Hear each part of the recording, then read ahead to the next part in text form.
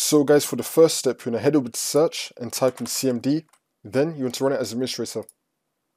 And then click on yes. And then once we're here, you want to type in sfc /scan now. And then click on enter.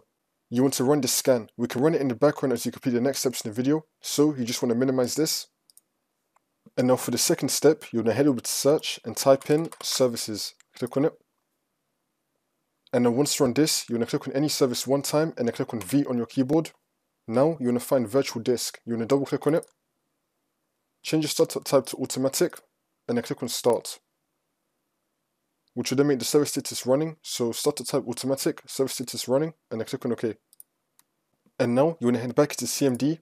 You want to wait for the scan to be completed. Make sure it's on 100% complete. Now you're going to type in DISM /online /cleanup -image /restore health and click on enter. Then you want to run this final scan. It might take a while. Once this final scan has been completed, you just want to restart your computer and then the problem should be fixed.